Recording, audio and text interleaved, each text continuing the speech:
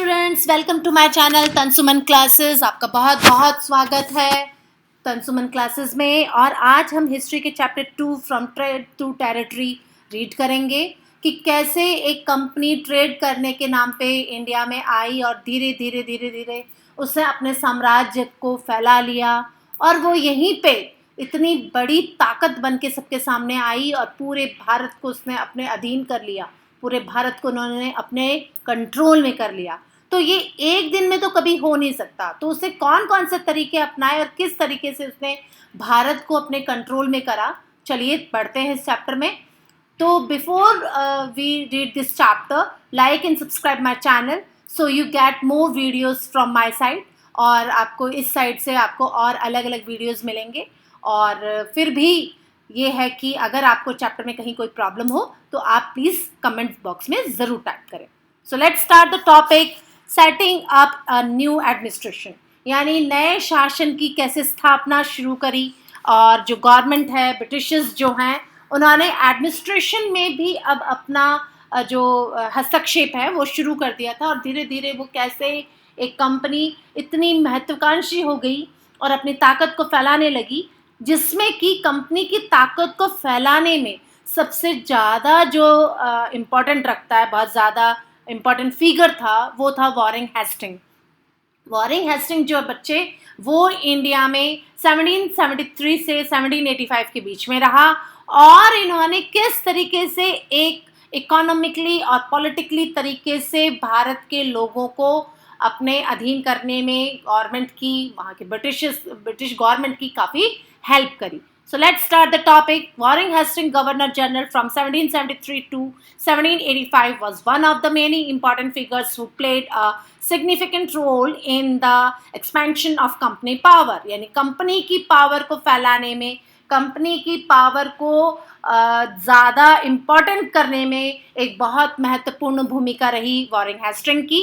By his time, the company had acquired power not only in Bengal, और जो बंगाल में है, सिर्फ बंगाल में ही नहीं but also in Mumbai and Madras, यानी बॉम्बे और मद्रास में भी इन्होंने अपनी सत्ता को जो हासिल कर चुकी थी कंपनी। और अब British territories was broadly divided into the administrative units called the presidencies.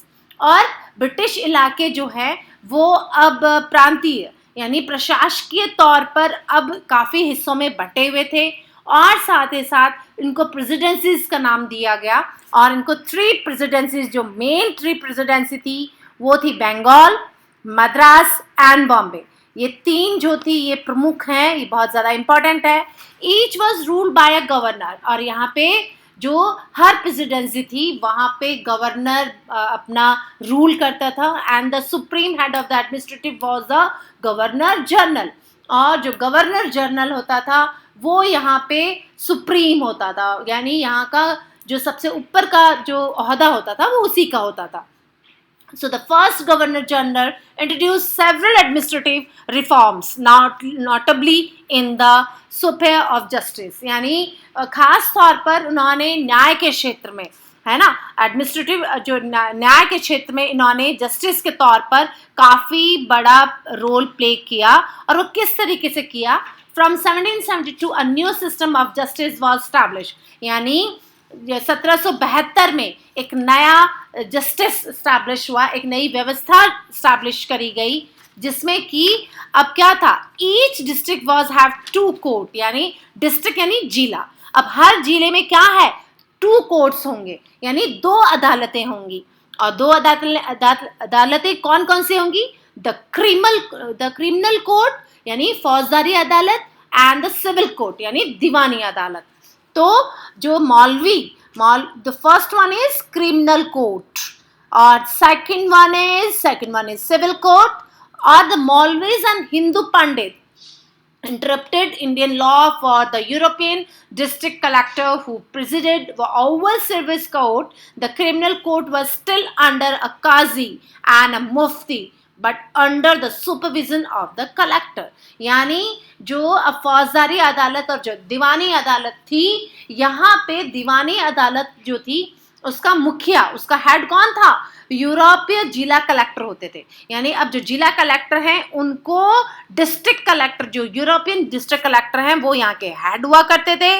और साथ ही साथ में हिंदू पंडित जो हैं वो और मौलवी जो मुस्लिम्स के थे, इनको भारतीय कानून व्यवस्था की व्याख्या करते थे, यानी वो उनको इसके बारे में बताते थे।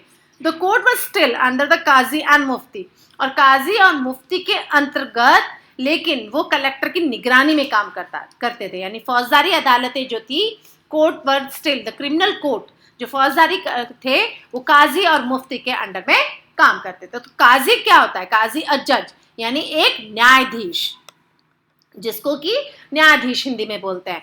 एंड द मुफ्ती, मुफ्ती क्या था?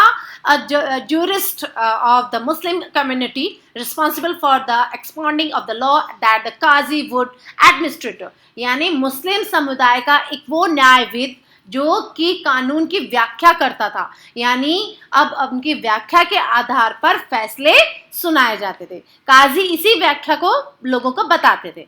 और द इम्पैचमेंट जो था वो था a trial by the House of the Lords in England for charge and the misconduct brought against a person in the House of Common. यानी कि जब इंग्लैंड में कोई हाउस ऑफ कॉमन होता था, यानी किसी व्यक्ति के खिलाफ कोई दुराचार का आरोप लगाया जाता था, किसी पे कोई चार्ज लगाया जाता था मिसकंडक्ट का, तो उसमें क्या होता था कि ऊपर के सदन में उसके खिलाफ महाभियोग लगाया जा सकता है, यानी हाउस ऑफ कॉमन्स लगाया जा सकता है। तो ये सब इसके अंदर शामिल था।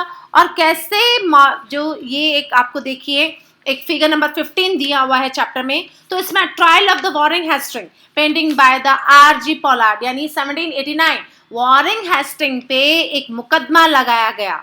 और ये किसके द्वारा चित्रित है? ये है R.G. पोलार्ड द्वारा बनाई गई है 1789 में। यानी वॉरिंग हेस्टिंग के खिलाफ क्या मुकदमा था? When Warren Hasting went back to England in 1785, जैसा कि हम पहले पढ़ चुके हैं, Edmund Burke assumed him to bring personally responsible for the misgovernment of Bengal, and these lead to an impeachment proceeding in the British Parliament that lasted 7 years. यानी कि जो वॉरिंग हेस्टिंग है वो 1785 में जो इंग्लैंड से लौटे थे, जब इन्होंने 1785 में जब इंग्लैंड से लौटे थे, तो एडमंड बर्के ने उस पर बंगाल के शासन को ठीक से नहीं चलाने के लिए, एडमंड बर्के ने इनके ऊपर एक एस्यूड लगाया, इनके ऊपर एक जो मुकदमा था वो चलाया कि इनके ऊपर एक आरोप लगाया गया। क्या? कि इनके ऊपर आरोप ये लगा था कि ब्रिटिश, इन्होंने सही तरीके से बंगाल में शासन नहीं किया। तो अब क्या था, ब्रिटिश संसद ने महाभियोग का मुकदमा चलाया, जो कितने साल तक चला? ये 7 years तक चला, यानी 7 साल तक ये मुकदमा इनके ऊपर चलाया गया। As a major problem was that the Brahmin Pandits gave different interpretations of the local law based a different school of the Dharma Shastra to bring about uniformity. यानी कि पंडित जो ब्राह्मण थे, जो धर्मशास्त्र की बहुत ज़्यादा नॉलेज रखते थे, तो इनके अलग अलग कानून, यानी स्थानीय कानूनों जो थे उनकी अलग अलग व्याख्या करते थे। यानी धर्म से रिलेटेड जो भी नॉलेज हुआ करती थी वो पंडित को हुआ करती थी, तो उनसे अलग अलग व्याख्या करते थे। और इसी विभिन्नता को दूर करने के लिए धर्मशास्त्रों के अनुसार था, तो टू ब्रिंग अ यूनिफॉर्मिटी, इसी को एक जैसा, इसको एक विभिन्नता को खत्म करने के लिए क्या करा गया था?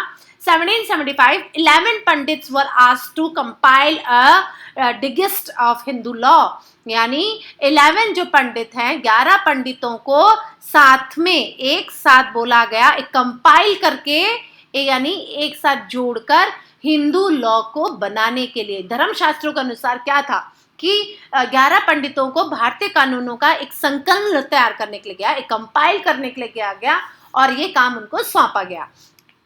N.B. Hallett translated this digest into the English, और जो N.B. Hallett है उन्होंने इसका इंग्लिश में अनुवाद किया। By 1778 a code of Muslim law was also compiled for the benefit of Europeans judge, और साथ ही साथ में 1778 में यूरोपीय न्यायाधीश जो थे उन्होंने मुस्लिम कानूनों के भीतर भी एक संहिता तैयार कराई, उनका भी व्यू लेना ज़रूरी है क्योंकि वो भी इंडियंस हैं. So, the 1773, a new Supreme Court was established, while a court of appeal, a Sadar Nizamat Adalat was also set up at Kolkata. यानी कलकत्ता में अब क्या करा गया, एक अपीली अदालत जो सदर निजामत अदालत के नाम से जानी जाती है, उसको वहां पे स्थापित किया गया. यानी अब लोगों को उनके धर्मशास्त्रों और उनके लॉज को भी, धर्मशास्त्रों को भी इसमें इंक्लूड किया गया. So the principal figure in the Indian district was a collector. और अब क्या था, जो भारतीय जिले हैं, जो डिस्ट्रिक्ट हैं, उनमें सबसे बड़ा ओहदा किसका हो गया था, कलेक्टर का हो गया था. यानी अब जिले में सबसे बड़ा जो भी है वो है कलेक्टर. एंड टैक्सेस, और उसका क्या काम होता था, revenue and taxes and maintain law and order in the district with the help of जजेस. यानी वो अपने जिले के अंदर रेवेन्यू, जो कर होता था, जो जमीन पे लगाया, जो कोई भी कर हो सकता था, तो जमीन पे लगाया हुआ कर और दूसरे करों को इकट्ठा करके मेंटेन लॉ एंड ऑर्डर का, न्याय जो है उसको, जो लोगों को न्याय दिलाना, और मुख्य तरीके से पुलिस अधिकारियों और दरोगाओं की सहायता में जिला में कानून व्यवस्था बनाए रखना इसका काम था. So the police officers and darogas with the help of जज. हिज ऑफिस द कलेक्ट्रेट, और इसका ऑफिस कहाँ होता था, क्या कहलाता था, कलेक्ट्रेट कहलाता था. आज भी जहां कलेक्टर बैठते हैं हम उसको कलेक्ट्रेट के नाम से जानते हैं. So they became the new center of power and patronage. Sadly it's replaced previous holders of the authority. और पुराने जो कलेक्टर की जो सत्ता थी वो अब एक केंद्र बन गया था, और पुराने सत्ता केंद्र को हथियाने में उसमें क्या था, हर्षिये में ढाल दिया गया था, और इसको होल्डर्स को, प्रीवियस होल्डर्स को. सो द कंपनी आर्मी, अब कंपनी ने अपनी आर्मी को किस तरीके से डेवलप किया, किस तरीके से मेंटेन किया, और उस आर्मी में क्या क्या वो चेंजेस लेके आए. So let's start next topic.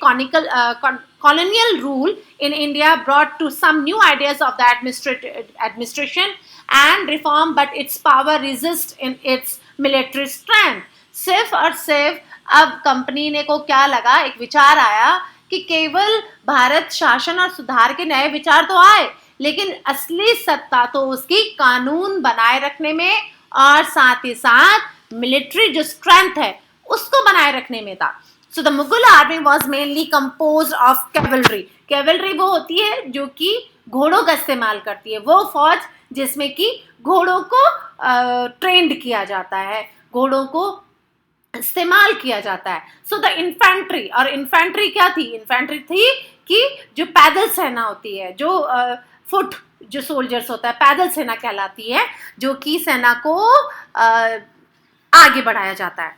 So they were given training as archery and the use of the sword, जिनको कि तीर अंदाजी और साथ ही साथ सॉर्ड, तलवार जो होती है उसको कैसे चलाया जाता है उसका परीक्षण दिया जाता था, उसको ट्रेंड किया जाता था. And the cavalry dominated the army and the Mughal state did not feel the need to have a large professionally train infantry. यानी अब जो एक बहुत बड़े तरीके से ये सूरत बदलती जा रही थी. अब क्या था कि कंपनी की जो फौज है अब उसका दबदबा बढ़ने लग गया था, और साथ ही साथ में अब जो सेना है वो उसका भी जो तरीका था वो भी चेंज होता गया था. तो साथ ही साथ जो रूरल एरियाज हैं उसमें भी गांव के जो लोग हैं, जो लोकल पीपल्स हैं, पेसेंट्स जो थे, लोकल जमींदार थे, वो अवेलेबल करा देते थे. यानी इजीली पैदल सेना उनको ब्रिटिशर्स को मिल जाती थी. And supplied the Mughals with the पैदल सोल्जर्स, और मुगल सेना के समय से ही ये संभव हो पाया था. So a change occurred in the 18th century. अब 18वीं शताब्दी में ये थोड़ा सा चेंज हुआ, और इसमें क्या हुआ, when the Mughal successor states like Awadh and Banaras started recording यानी रिक्वायर्ड करना, उसको रिक्रूट करना, and peasants into the armies, यानी उनको स्थापित करना, उनको ट्रेनिंग देके उसको फौज में शामिल करना, army and training them the professional soldier, और फिर उनको उसके अंदर एक व्यवस्थित तरीके से सेना का जो सिपाही होता है उस तरीके से उसको ट्रेंड कर देना। So East India Company adopted the same method, और वही तरीका ब्रिटिशर्स ने अपनाया। और ईस्ट इंडिया कंपनी ने अब क्या किया, जिस तरीके से मुगल अपने पैदल सैनिकों को ट्रेंड करता था, ठीक वही तरीका अब इन्होंने अपनाया, and which came to be known as a sepoy, और जिसको कि सिपॉय के नाम से जाना जाता है। Sepoy army, from the Indian words the सिपाही, जिसको कि हम बड़े ही सिंपल सिपाही यानी जो फौज में सिपाही होता है उस नाम से जानते हैं, मीनिंग द शोल्डर, यानी फौज का जो भी कोई फौज में भर्ती होता है तो उस सिपाही के नाम से जाना जाता है। As far aware technology changed of the 1820, the cavalry requirement of the company army declined। और अब जैसे जैसे समय बदला, जैसे जैसे बदलाव आया 1820 में, उसमें युद्ध की तकनीक जो है, द लाइफ ऑफ टेक्नोलॉजी, जो वॉर फॉर टेक्नोलॉजी यानी युद्ध की जो तकनीक है वो चेंज हुई, इसमें बदलाव आया। और अब कंपनी की सेना में घुड़सवार जो थे वो क्या थे, उनकी जरूरत थोड़ी कम होती गई। अब जो घुड़सवार कैवलरी जो थी, जिनको कि पहले बढ़ाया गया था, अब उनकी थोड़ी सी डिक्लाइन होने लग गए थे, उनकी कमी महसूस हो गई और उनकी जरूरत कम हो गई। इसकी वजह क्या था, इसकी this is the because of, इसकी क्या वजह थी, British Empire was fighting in Burma. उस समय ब्रिटिश जो थे, आपको क्या लगता है कि ब्रिटिशर्स ने सिर्फ इंडिया को ही एक टेरिटरी के रूप में यूज किया? नहीं, ब्रिटिशर्स ने हमारे आसपास भी काफी देशों को अपने अधीन लाने की कोशिश करी थी। ठीक उसी समय बर्मा जो है, अफगानिस्तान है, इजिप्ट है, where the soldiers were armed was muskets and matchlock, and the soldiers of the company army had to keep pace, and changing the company army had to keep pace with changing military requirement, and its infantry requirement now become more important। और अब क्या था, जब Burma में, अफगानिस्तान में, Egypt में अब जो लड़ाइयाँ लड़ी जा रही थी, वहाँ पे मस्केट यानी तोड़ेदार बंदूक जो होती है, ये देखिए मस्कट यानी a heavy gun used by infantry soldiers, यानी मस्कट वो है जो हैवी गन होती थी जो कि इन्फेंट्री के द्वारा यूज करी जाती है। इन्फेंट्री जो सोल्जर्स होते थे, सिपाही होता था, ये बहुत भारी बंदूक होती थी जिसका कि इस्तेमाल फौज में हुआ करता था। And the second is matchlock. Matchlock क्या है, शुरुआती दौर पे एक बंदूक जिसमें कि बारूद को माचिस की चिंगारी दी जाती थी, that means it is matchlock, इसलिए इसका नाम मैचलॉक होता था। सो द कंपनी को अब क्या है, बदलती सेनाओं की आवश्यकताओं को ध्यान में रखते हुए अब पैदल टुकड़ी की भी ज्यादा जरूरत होती थी, यानी इन्फेंट्री रिक्वायरमेंट। और इन्फेंट्री रिक्वायरमेंट क्यों हुई थी, क्योंकि ब्रिटिश जो कंपनी है अब वो हमारे देश के लोगों को भी इस युद्धों में शामिल करने लग गई थी। So the early 19th century, the British began to develop of the uniform military culture। और अब जो कंपनी है उनको सीधे साधे किसानों को, एक्चुअली किसानों की क्या है, जमीनें हथिया ली गई थी, उनके पास रेवेन्यू देने के लिए था नहीं, टैक्सेस बहुत ज़्यादा लगा दिए गए थे। तो अब जो छोटे मोटे किसान थे वो फौज में भर्ती हो गए। अब जब वो फौज में भर्ती हो गए तो उनको एक बेटर ट्रेनिंग किस तरीके से दी जाए, उसको दिमाग से सिपाही कैसे बनाया जाए, उसके लिए एक ट्रेनिंग रखी गई। और जब वो ट्रेनिंग रखी गई तो यूनिफॉर्म मिलिट्री कल्चर लाया गया ब्रिटिशर्स के द्वारा, and soldiers were intentionally subjected to European stylish training. अब उनको यूरोपियन जो 19वीं शताब्दी में जो उनके पास एक समरूप सैनिक संस्कृति जो विकसित करनी थी, अब वो उसमें कामयाब हुए। जैसा कि आपको फिगर नंबर 16 में दिखाया गया है, sowar of Bengal in the service of the company painted by a non Indian artist, यानी एक अननोन इंडियन आर्टिस्ट के द्वारा कंपनी के लिए काम करने के लिए एक बंगाल का एक सवार, ये देखिए सवारी घोड़ी पे देखिए किस तरीके से बैठे हुए हैं, एकदम तन के बैठे हुए हैं, है ना। And after the battle with the Marathas and the Mysore rulers, the company realize that the importance of the strengthening its cavalry force. और जो स्ट्रेंथ जो देनी चाहिए, जो एक अहमियत जो थी, वो कंपनी को समझ में आई जब इनका मैसूर और मराठाओं के साथ युद्ध हुआ। So the as a drill and discipline. और अच्छा, अब क्या था, जो यूरोपियन लाइफ स्टाइल तरीके से इनको ट्रेनिंग दी जा रही थी सिपाहीज को, वो क्या था, वो इनके बीच में यूरोपीय ढंग को लाने की तैयारी थी, यानी यूरोपीय तरीके से उनको सोचने की तैयारी थी और उनके दिमाग को रीड करने की तैयारी थी कि कैसे एक भारतीय को दिमाग से ब्रिटिशर्स बनाया जाए, और साथ ही साथ उसके रहने का तरीका, उसके सोचने का तरीका, उसके अनुशासन सिखाया जाए कि किस तरीके से रहा जाता है। ठीक वो इसको फौज की ट्रेनिंग में देना शुरू हुआ। Often they create problem since caste and community. लेकिन अब क्या था, एक प्रॉब्लम फेस हुई जिसमें कि caste and community feelings was ignored. और अब जो थी, जो कास्ट और जो कम्युनिटी फिगर था, उसको इसके अंदर दूर रखने के लिए कहा गया और दिमाग से उनको प्रोफेशनल तरीके से सोल्जर्स बनाने की तैयारी थी। Could Hindus easily give up their caste on religious feeling. क्या आपको ऐसा लगता है कि जो भारतीय थे वो बड़ी आसानी से अपने रिलीजियस फीलिंग को भूल जाएंगे? ये थोड़ा सा उनके लिए मुश्किल था। Could they see themselves only as soldiers and not a member of communities. यानी कि अब अंग्रेज कई बार जाति और समुदाय की भावनाओं को नजरअंदाज कर देते थे, नेग्लेक्ट करते थे उसको। लेकिन भला लोग अपनी जाति और धर्म भावना को इतनी आसानी से कैसे छोड़ सकते हैं? तो वो क्या खुद को अपने समुदाय और सदस्य मानने के बजाय सिर्फ सिपाही मान सकते थे। या तो वो अपने आप को सिपाही मान ले या फिर वो धर्म के नाम पे झगड़ा कर ले। तो सिपाही क्या महसूस करते थे? What did the सिपाही feel? अब सिपाही जो था, सिपाही था, उसे क्या फील होता था? How did they react to the changes in their lives and their identity? That is their sense who they were. And the revolt of 1857 gives us a glimpse into the world of the सिपाही. You will read about this revolt in chapter 5. आज सिपाही क्या महसूस करते थे अपने जीवन के बारे में, अपने पहचान के, अपने आइडेंटिफाई के बारे में, कि उनके आइडेंटिफाई क्या है, उनके आइडेंटिटी क्या है और अपनी पहचान, यानी वे कौन है, इस बात का एहसास में जो बदलाव आ रहा था, सिपाहियों को किस तरीके से देखा गया।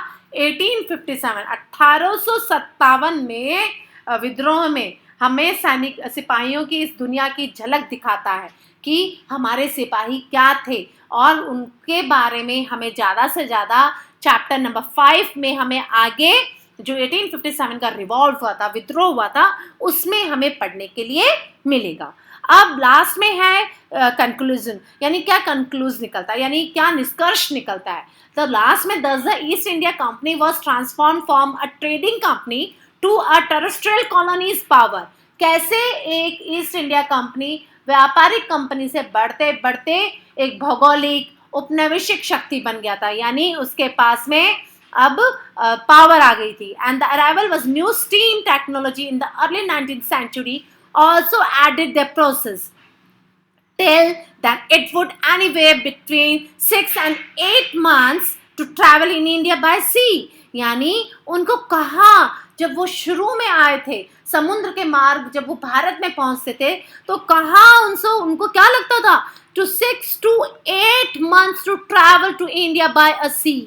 यानी उनको भारत पहुंचने में 6 से 8 जो सप्ताह होते थे वो लग जाते थे, है ना। लेकिन अब क्या हुआ था, अब उनको steam ships reduce the journey. अब जो स्टीम जो जर्नी है, यानी जो भाप के, जो उस टाइम भाप से चलने वाले जो जहाज इंट्रोड्यूस हो गए थे, अब उनको क्या लगता था टाइम, 3 weeks। यानी अब सिर्फ वो 3 हफ्ते में पहुंच जाते थे, और 3 हफ्ते में पहुंचकर क्या हुआ, more Britishers and their company to came to a far off country like India। यानी कहाँ उनको between 6 to 8 months लगता था। अब राइट नाउ जैसे ही स्टीम शिप्स जो इंट्रोड्यूस हुए भारत में, तो टाइम क्या हुआ, टाइम रिड्यूस हुआ, और अब उनको सिर्फ 3 हफ्ते लगते थे भारत में पहुंचने के लिए। तो अब जो ब्रिटिशर्स हैं उनका जो लालच है वो बढ़ता गया, क्योंकि वहाँ जो सैलरी मिलती थी उससे ज़्यादा तनख्वाह उनको इंडिया में मिल रही थी, तो उन्होंने अपनी फैमिलीज को शिफ्ट कर लिया इंडिया में। And by 1857 the company came to exercise direct rule over about 63% of the territory and 78% of the population of Indian subcontinent, combined with its indirect influence on the remaining territory and the population of the country. So the East India Company had virtually the whole of India under its control. यानी 1857 तक भारतीय उपमहाद्वीप का सिर्फ और सिर्फ 63% जो था वो इनके अधीन था, लेकिन 78% आबादी पर कंपनी का सीधा सीधा शासन स्थापित हो गया था। यानी 78% हमारे जो भारतीय हैं उन पर इनका आधिपत्य शुरू हो गया था, और देश का शेष भूभाग यानी रिमेनिंग जो पार्ट है, रिमेनिंग जो टेरिटरी है, उस पर अप्रत्यक्ष रूप पे यानी डायरेक्टली नहीं था, लेकिन कहीं ना कहीं इनका इन्फ्लुएंस था, इनका प्रभाव था उस पे। एंड इस तरीके से ईस्ट इंडिया कंपनी ने पूरे भारत को अपने कंट्रोल में लिया, और the company had virtually the whole of India under its control, और पूरे भारत को अपने नियंत्रण में ले चुकी थी। तो if you like this video, don't forget to like and subscribe, and thank you.